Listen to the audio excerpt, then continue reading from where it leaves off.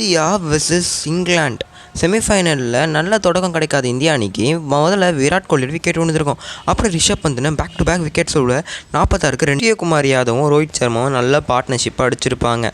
மழைக்கு அப்புறம் ரொம்ப தாமதமாகிட்டதால் ரோஹித் சர்மாவோட வயசு தாமதமாச்சு. நல்லா அடிச்சிருந்த ரோஹித் சர்மா நல்ல ஃபார்ச்சுனேட்லி ரோஹித் சர்மா அவுட் ஆக சூரியகுமார் யாதவும் அவுட் ஆகிருப்பார். அப்புறம் ஹர்திக் பாண்டியா 6 அடிச்சு அவரும் அவுட் ஆக, சிவம் துபே டக் அவுட் ஆக ரொம்ப கீழே போயிருக்கும். பட் ஆனால் அக்சர் பட்டேல் அவுட் ஆக 171க்கு 7 விக்கெட் இருந்திருப்பாங்க இந்தியா அணி.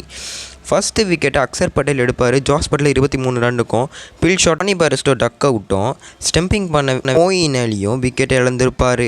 அப்புறம் ஹாரி ப்ரூக்கும் ஜார்டன் குல்தீப் யாதவோட சூழலில் அவுட் ஆகிருப்பார் 1 ரன்னுக்கு. அப்புறம் Liam Livingstone run out, Adil Rashid run out, அலி ஆர்ச்சர் அவுட் ஆக இந்தியா 68 ரன்ஸ் வச்சுட்டு வெற்றி பெற்றிருப்பாங்க.